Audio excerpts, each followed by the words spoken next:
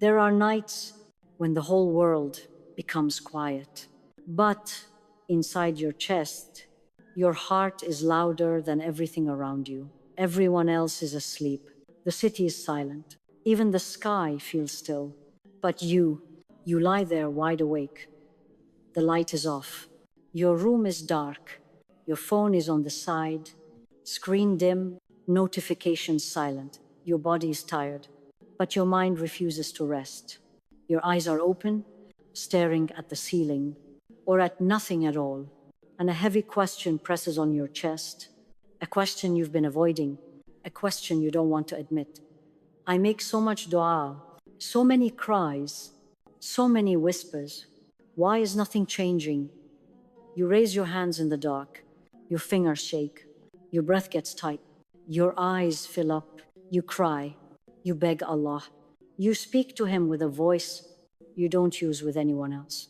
But after all that, you wake up the next morning and the world looks exactly the same.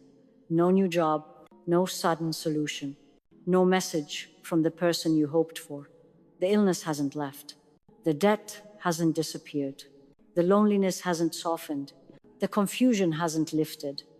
And then, deep inside, a whisper rises, a painful, frightening whisper. Is Allah listening to me? Is my dua doing anything at all? Or am I talking to the sky with no reply? It hurts even to think this. You feel guilty for doubting. You feel ashamed for asking. But the question keeps returning. It doesn't leave. And if you have ever felt this, even once, then this reminder is exactly for you. Because what you are feeling is not a sign of weakness. It's not a sign of bad iman. It's not a sign that Allah has turned away from you. It is a sign that your heart is reaching. And when the heart reaches, Allah responds in ways you might not see yet. This is a true story. A story of how dua changed one woman's life at a time when she thought she was forgotten. A story of how Allah answered her, not with noise, but with quiet transformation. And her story may change the way you see your own duas for the rest of your life. So stay with me till the end, because once you understand what happened to her, you will never look at your dua the same way again, inshallah. A heart that felt forgotten. Her name was Amina, a quiet woman, soft-spoken, gentle, the kind of person people pass by without noticing.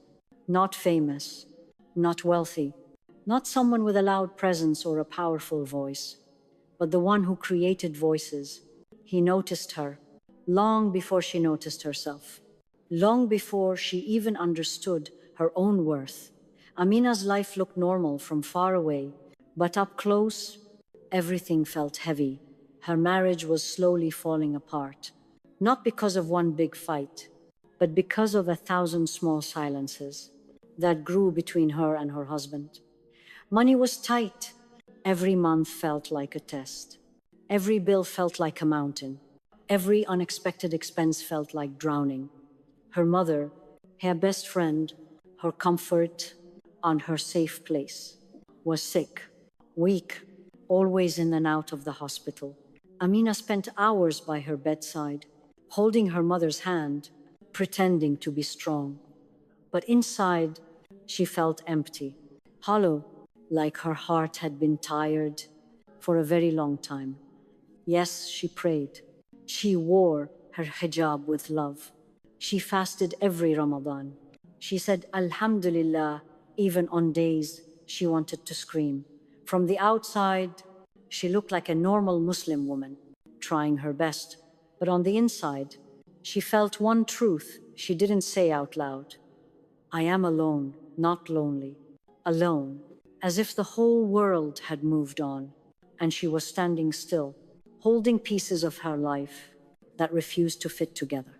One night, after a long day at the hospital, after listening to doctors and signing papers and wiping her mother's tears, Amina came home. She closed the door behind her, dropped her bag to the floor, and instead of walking further, she simply sank down right there on the carpet. She did not even have the strength to cry. Her eyes were dry in a way that hurts more than tears. Her shoulders felt too heavy to move.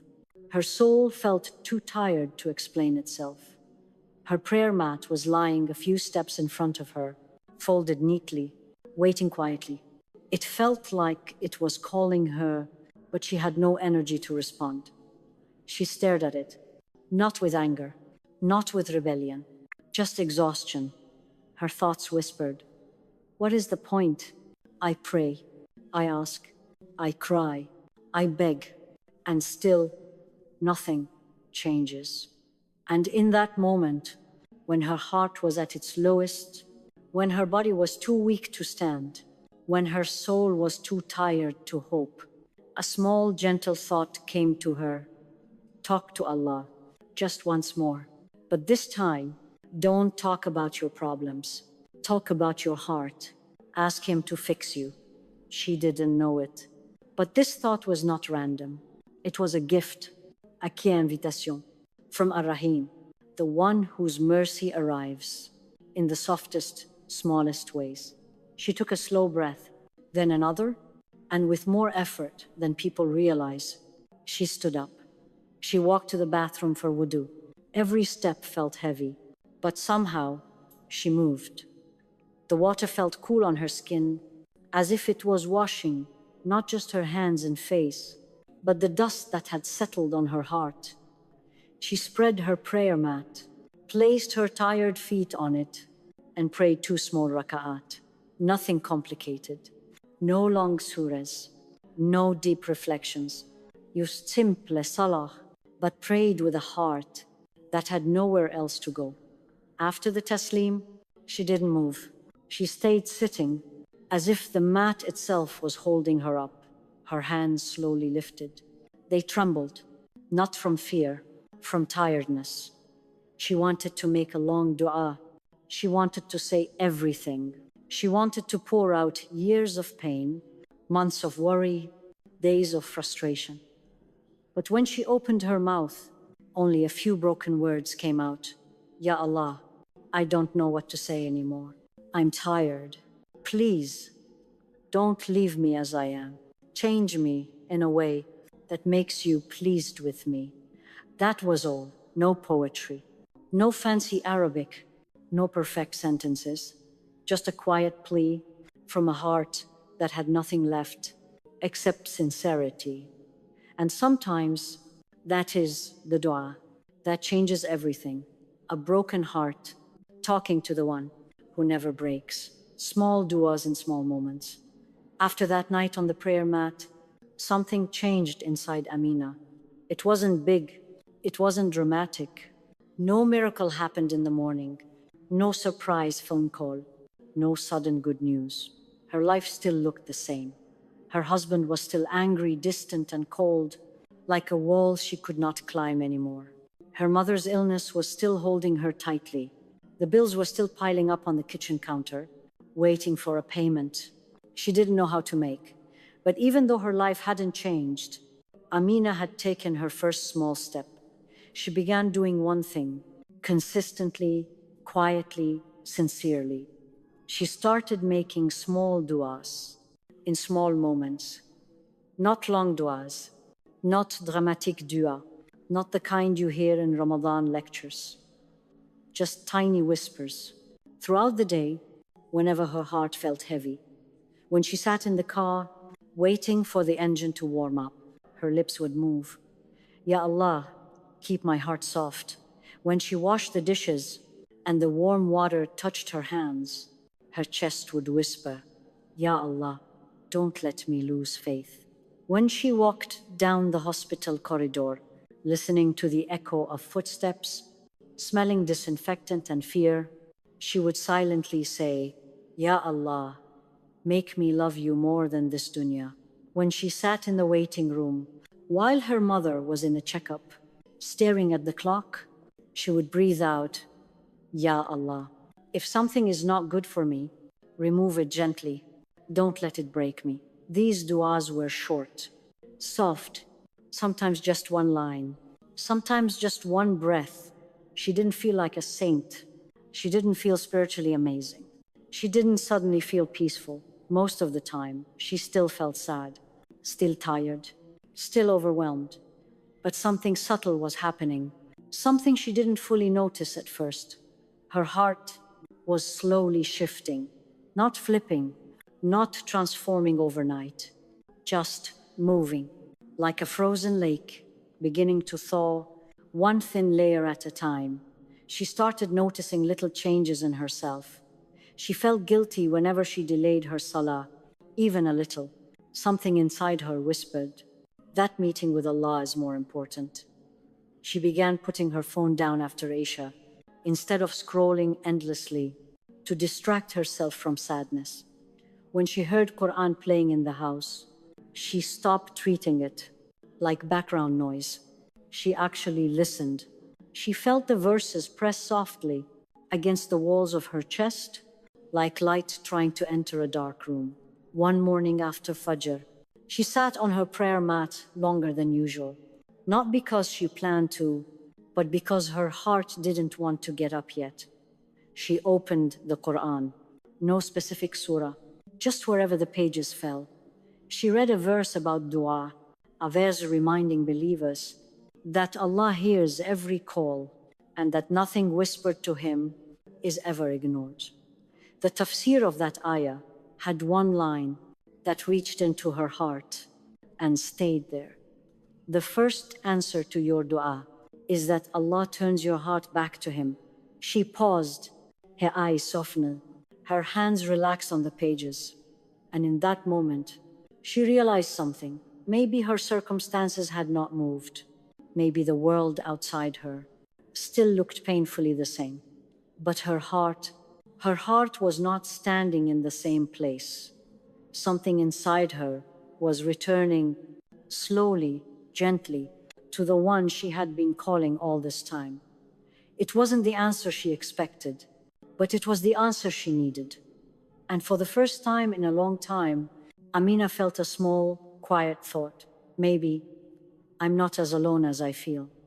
When the test got harder, not easier, most people believe something simple.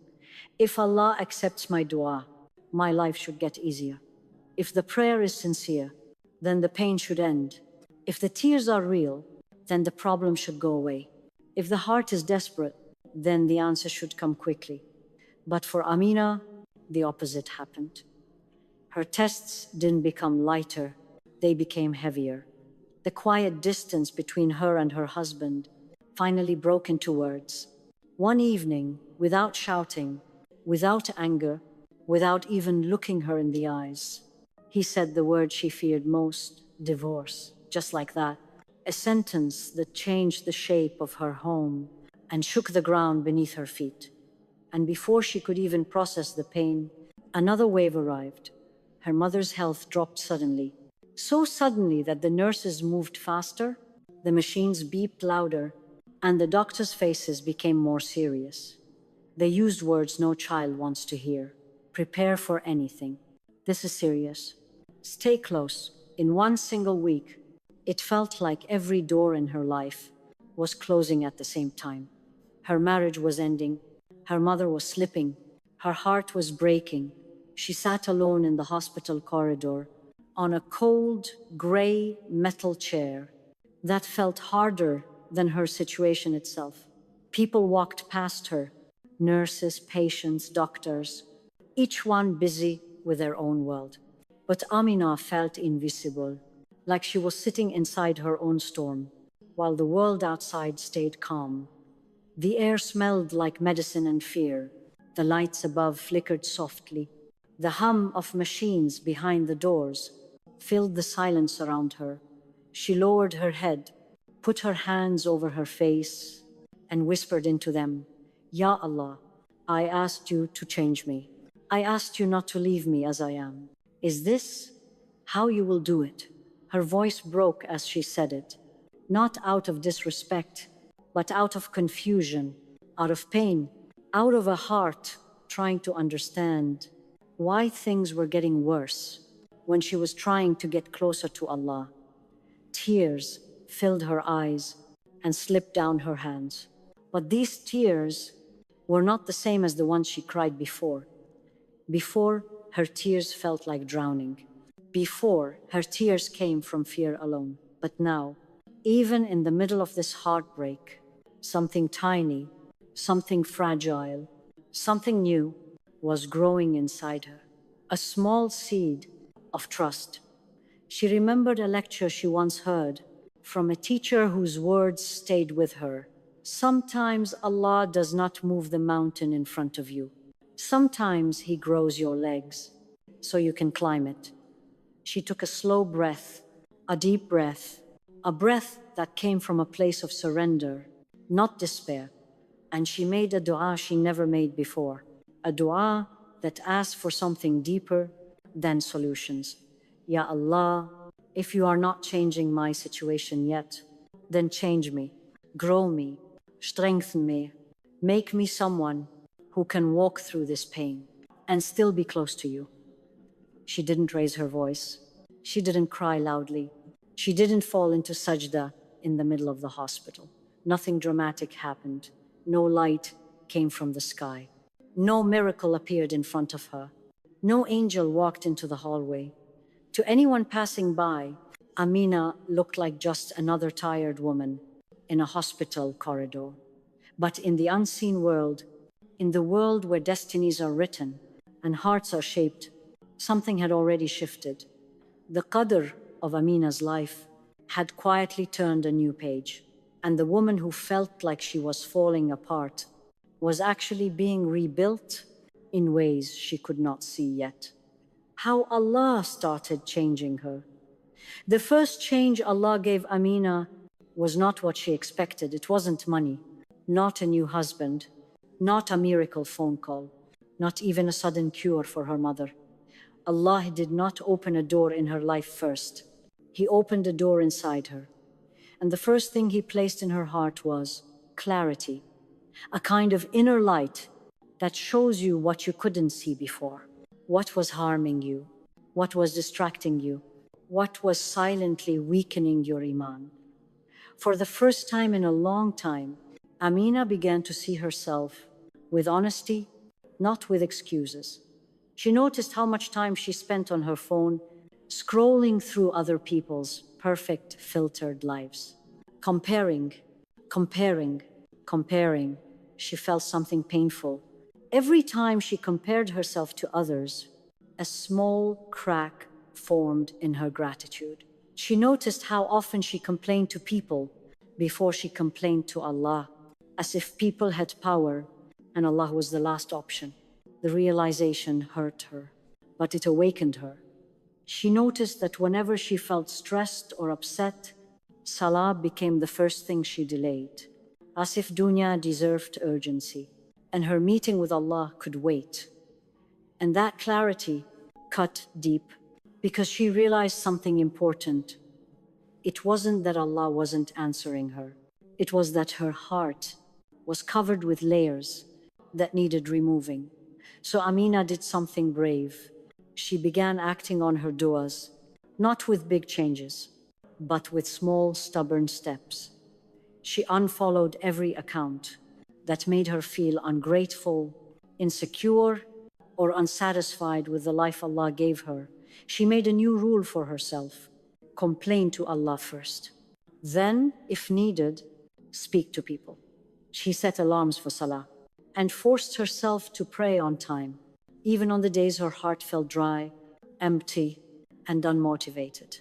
Even when she prayed through tears, or prayed with a mind full of noise, her life outside still hurt. Her mother was still weak, her marriage was still ending, her future was still unclear. But inside her, something beautiful was taking shape. A new woman was being born, a woman whose strength came from Allah, not from the stability of her circumstances. She began responding to pain differently. Before, she would panic. Before, she would question everything. Before, she would feel abandoned. Now, she found herself whispering, Ya Allah, I don't understand this, but I choose to trust you. It wasn't loud.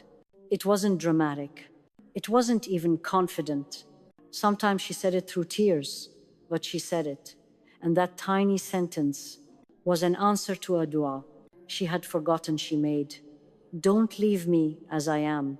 Trust, even a small seed of it, is not something you create by yourself. It is something Allah places in your heart when He accepts your call. And in those quiet moments, when the world felt heavy, but her heart felt honest, Amina began to understand. The first thing Allah changes is never your situation, it is always you. The day everything broke, the hardest day of Amina's life, did not arrive with warning. There was no sign, no dream, no gentle preparation. It arrived on a cold, cloudy morning, the kind of morning where the sky looks tired and the air feels heavy, as if even the world knows something difficult is about to happen. That was the morning her mother passed away. One moment she was holding her mother's weak hand, sitting beside her hospital bed, whispering small duas, and the next moment, the machine stopped beeping, the nurse's face changed, and silence filled the room. Not the peaceful kind, the kind that breaks you, the kind that tells you your life will never be the same again. When Amina returned home, the house felt unbearably empty.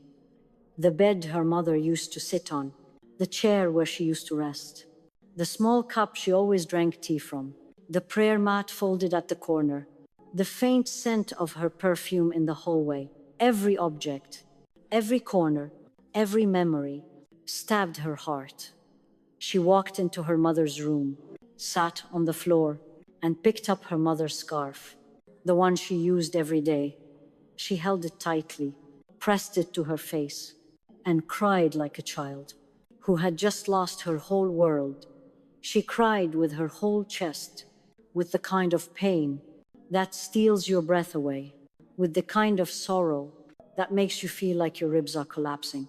In a moment like this, she could have said, Ya Allah, why? Why now? Why me? Haven't I suffered enough? She had every reason to question, to break, to scream, but something unexpected happened. Her tongue spoke before her mind could. Her heart reacted before her thoughts formed. And what came out was, Inna lillahi wa inna ilayhi raji'un. Ya Allah, you gave her to me. You took her back. Please accept her. And please, do not leave me alone after this. It shocked her, not because she didn't believe in God, but because her reaction was not anger, not disbelief, not rebellion. It was surrender. It was trust. It was Iman speaking from a place inside her that she didn't know had grown so strong. In that moment of unbearable grief, her reaction showed something profound. Her heart had changed. Months of small duas, quiet whispers, midnight tears, simple words she repeated in the car and in the kitchen and in hospital hallways. Those small, sincere moments had built a new reflex inside her.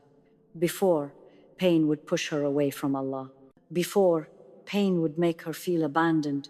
Before, pain would make her question everything. But now, pain pushed her toward Him, not away. Her first thought was Allah.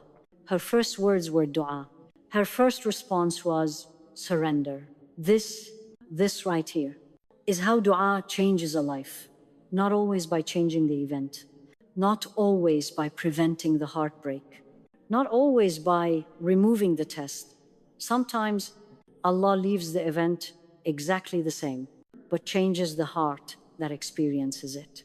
He strengthens the believer, so the burden that once crushed them now becomes the burden they can carry. He makes the heart firm in moments that would have destroyed it before. He replaces despair with patience, rebellion with acceptance, fear with trust. Dua may not stop the storm, but it builds a shelter inside you so the storm no longer destroys you. And on that cold, cloudy morning, holding her mother's scarf, tears falling from her eyes, heart torn open, Amina realized something without words. Her pain was not pushing her away from Allah anymore. Her pain was guiding her straight back to Him. Unexpected doors. Life slowly settled into a new rhythm. It wasn't the life Amina had imagined, but it was a life Allah had written with wisdom she was only beginning to see. After her mother's passing and the finalization of her divorce, she moved into a smaller apartment. It was simple, one bedroom, a small kitchen, thin curtains, quiet walls. It could have felt like a downgrade. It could have reminded her of everything she had lost. But strangely, it didn't. The silence didn't feel empty. It felt peaceful. The small space didn't suffocate her. It held her. It became a place of breathing, of healing, of whispering to Allah without interruption. Her new home became her sanctuary, a place where she could finally hear her own heart, and more importantly, hear her Rabb. In that simplicity, Amina found a clarity she had never known before. One day, she decided to attend a weekly class at the local masjid, not because she felt strong, not because she felt motivated, but because her heart felt hungry, hungry for faith, hungry for connection, hungry for people who reminded her of Allah. At the masjid, she met sisters she had never seen before. Women from different backgrounds, different struggles, different stories, but all united in seeking Allah. One of the sisters was a teacher at a small Islamic school nearby. After seeing Amina's calm nature and gentle way with children, she approached her one day after class. She said, asterisk, asterisk, we need someone patient, someone good with children, someone honest with money. And I thought of you. Asterisk, asterisk, Amina froze for a moment. Her? Patient? Strong? Someone worth hiring?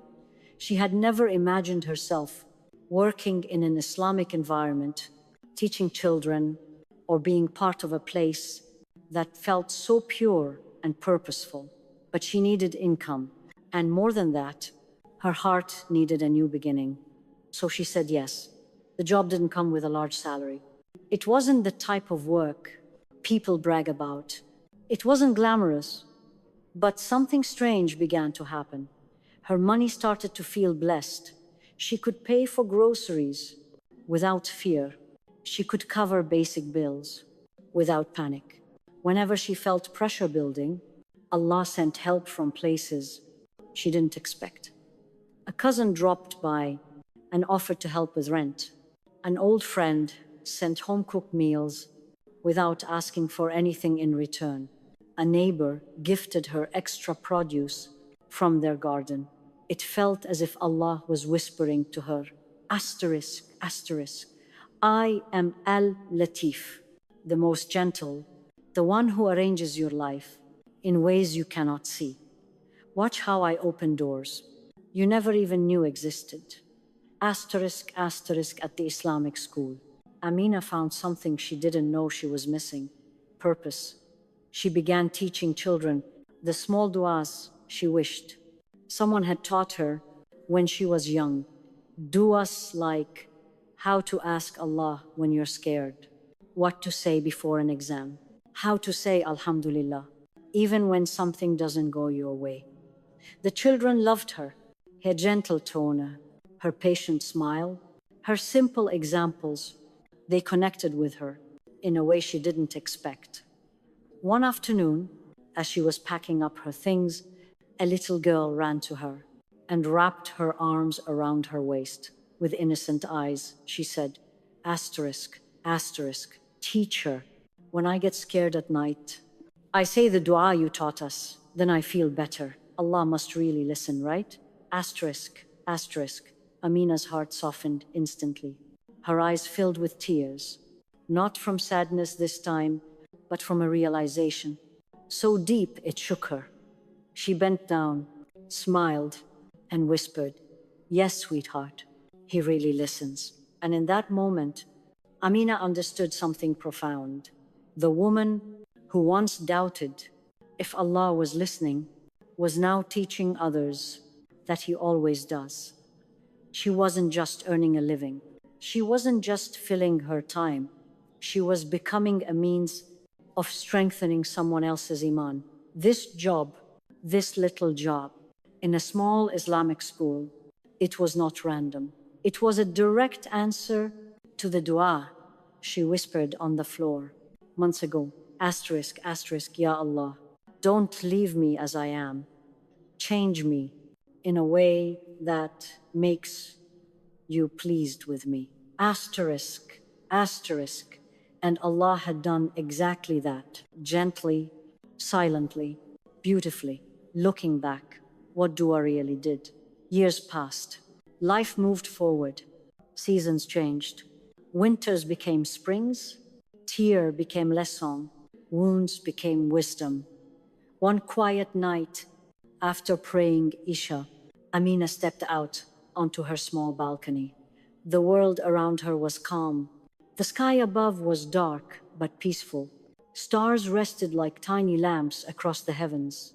The air was cool and gentle, like a soft reminder that everything in creation moves according to Allah's timing. She sat down with a warm blanket around her shoulders. She wasn't crying. She wasn't hurting. She wasn't overwhelmed. She was simply reflecting. The pain of her divorce, that once felt like a deep knife, had softened into a quiet memory, no longer sharp, no longer burning, just part of the story that shaped her. The grief of losing her mother, the grief that broke her into pieces, was no longer an open wound. It had become a gentle missing, a soft ache that lived inside her like love, not like loss. She looked up at the stars and remembered that night, years ago, when she had collapsed onto the floor of her living room, too tired to think, too exhausted to hope. She remembered the prayer she whispered, I'm tired. Please don't leave me as I am. And now, sitting under the night sky, she finally understood something that experience alone can teach. Allah had answered her, just not in the ways she once imagined. She realized Allah did not answer her dua by keeping her marriage at any cost. If He had, she would have remained in a place where her heart was slowly breaking and her faith was silently fading. Instead, He answered her dua by saving her iman inside a broken marriage, even if it meant letting the marriage go. Allah did not answer her dua by allowing her mother to stay forever. No human can stay forever. Even the best people must return to Him. Instead, He answered her dua by giving her a deep closeness to Him, a closeness that did not die when her mother died. Through her loss, He gave her Himself. Allah did not answer her dua by pouring wealth into her hands overnight. He did not give her sudden riches or erase all her problems in one moment. Instead, He gave her something better, barakah, blessing that makes little feel like enough and enough feel like abundance. He gave her halal work, work that softened hearts, including her own, work that fed her soul as much as it fed her body. And then she understood something so clear, so beautiful, so humbling. Her duas had not changed her life instantly, but they had changed her. They had shaped her habitual, reactionary way of seeing hardship, her relationship with dunya, her connection with Allah, her entire inner world. The world outside her still had ups and downs, like everyone's life. But the world inside her had become a place of strength, a place of quiet faith, a place of trust. She had once begged Allah to fix her circumstances. Instead, He fixed her heart. She closed her eyes, felt the cool air on her face, and whispered a dua from a heart no longer breaking, but blooming. Ya Allah, thank you for every time you said, not yet, when I begged for now, and thank you for every time you gave me, you, when I was only asking for dunya. In that moment, She felt something she had not felt in a very long time, a deep, steady certainty that Allah had always been with her in every chapter, every tear, every pause, every delay, every moment she thought she was alone. And now she knew she never was. Where her story meets your story. Now, dear listener, stop for a moment, take a breath, let your heart settle, and ask yourself, why did you hear Amina's story today? Because her journey is not just her journey. It is not a story meant to entertain you. It is not a story from a distant life that has nothing to do with yours. Her story is a mirror, a reflection, a reminder. It is also your story. You may not have lived in her home. You may not have cried her tears. You may not have walked through her exact pains. But you too have felt what she felt. You also have nights where the darkness feels heavier than your blanket. Nights where you stare at the ceiling, wondering why your heart hurts more than your words can describe. You have moments where your dua feels slow, your hope feels thin, your chest feels tight, and your faith feels tired. You have whispered duas you are scared to say out loud, duas that feel impossible, duas that feel too small, too big, or too fragile. You have fears you bury deep inside because you're afraid no one will understand. But listen to me carefully. Every single time you raise your hands, even if your voice is shaking, even if you can barely speak, even if all you say is Ya Allah, your dua is heard, not by a distant Lord, not by a distracted creator, but by the one who knows your heartbeat, the one who knows the thoughts you hide, the one who listens even when you can't form words. Every time you cry to Allah alone, your tears are not wasted. They are seen, they are counted, they are collected, they are written with honor in the book that never misses a moment. Every time you whisper, Ya Allah, I don't understand, but I trust you. Something deep inside you is being shaped. Your heart is being written in a way angels recognize, in a way Allah loves. Sometimes Allah will answer you in the way you hoped. A job will open, a path will clear, a person will return, an illness will ease, a burden will lift. And when that happens, you will know that His timing was more perfect than your impatience. But sometimes, and this is the part we forget, Allah answers your dua by changing you first.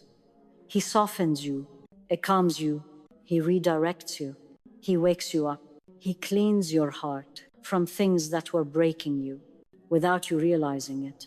You stop chasing people who do not value you. You stop depending on things that were never meant to carry you. You stop worshiping marriage, money, status, beauty, or attention. And you return to the one thing that was always meant to anchor you, Allah. This is not the lesser answer. This is not the delayed answer. This is not the disappointing answer.